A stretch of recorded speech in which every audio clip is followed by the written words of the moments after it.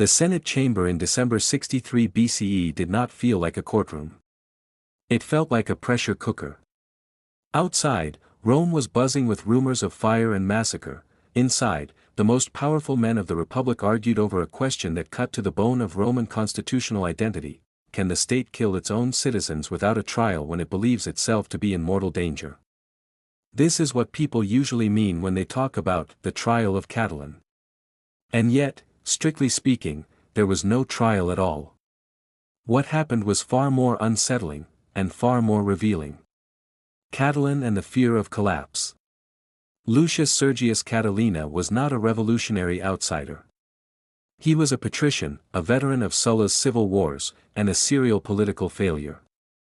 After losing multiple consular elections, Catiline gathered around him a volatile coalition: debt-ridden aristocrats, dispossessed veterans, desperate plebeians, and ambitious young men shut out of power. By late 63 BCE, rumors hardened into evidence: plans for coordinated uprisings in Italy, assassinations in Rome, and the burning of the city. Cicero, the novus homo consul, faced a nightmare scenario. He had intelligence, letters, and confessions, but not an army inside the city. Roman law was designed for peacetime disputes, not shadowy conspiracies. The Republic had rules, but it also had memories of chaos: the Gracchi, Marius, Sulla. Everyone in the Senate knew how quickly temporary measures could become permanent scars. Catiline himself fled Rome after Cicero's famous speeches, but several of his accomplices remained behind. They were arrested with hard evidence in hand. And now the question was unavoidable: what to do with Roman citizens accused of treason? The legal bedrock, the right to appeal.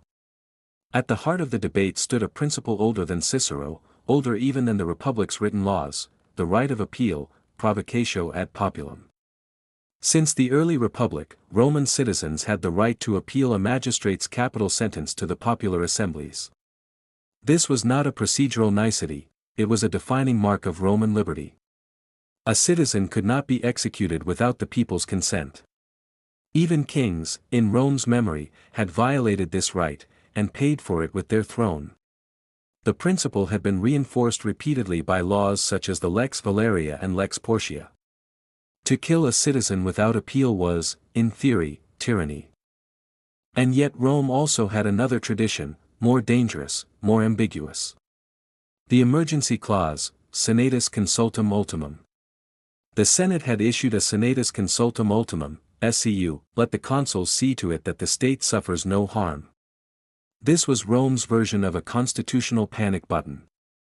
It did not formally suspend the law, but it strongly implied that magistrates could do whatever was necessary.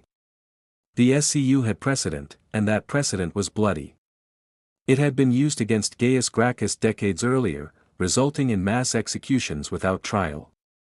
Each time it was invoked, Rome told itself the same story: this is exceptional.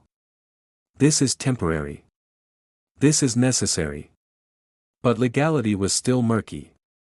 The SCU was not a law passed by the people. It was advice, politically powerful, but constitutionally vague. Could it override the right of appeal? Or was it merely a shield magistrates used after the fact? This ambiguity is what made the Catilinarian debate explosive.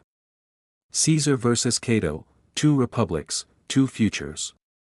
When the Senate met to decide the fate of the arrested conspirators, the debate crystallized around two figures, Julius Caesar and Cato the Younger. Caesar did something unexpected. He acknowledged the guilt of the conspirators but opposed execution. His argument was chillingly calm and deeply legalistic. Execution, he warned, was irreversible. Once the state crossed that line, it would set a precedent that future rulers could abuse. Caesar proposed life imprisonment in Italian towns, a severe punishment, but one that preserved the legal order. Behind the legal reasoning was a political philosophy: fear should not be allowed to rewrite the constitution. Cato's reply was equally uncompromising. He dismissed concerns about precedent as naive in the face of existential threat.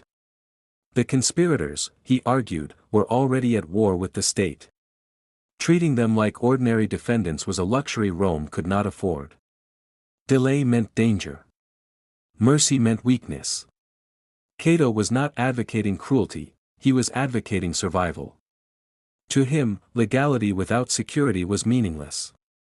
The Senate, swayed by fear and Cato's moral authority, voted for execution.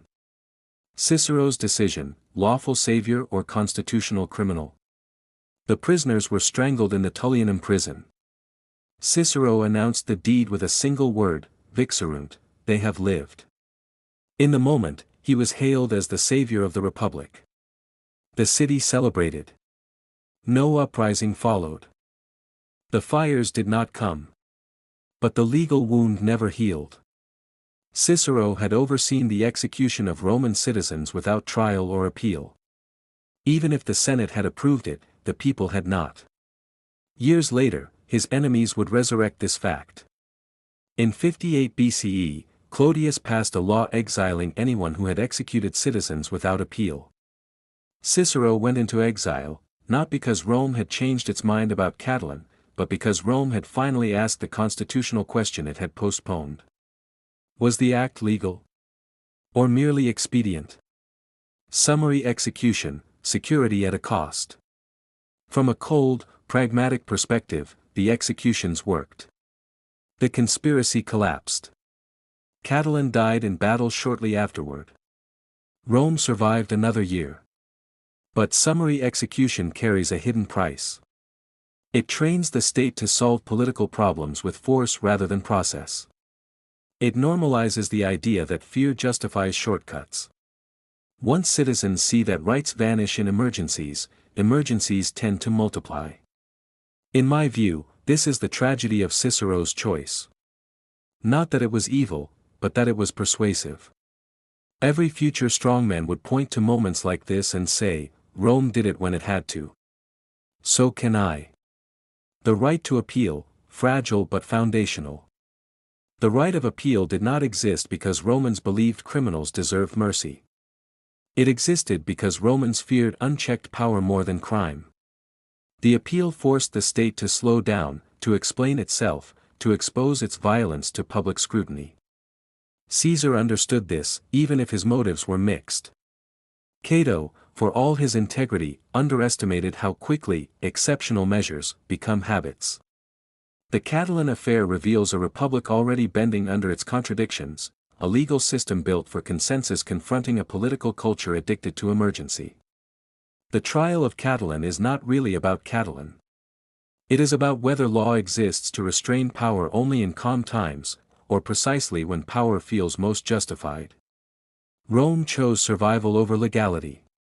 In the short term, it worked. In the long term, the Republic kept reaching for the same logic, again and again, until legality became optional and violence routine. That is why this moment echoes so loudly.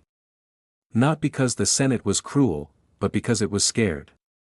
And fear, once allowed to overrule law, rarely knows when to stop.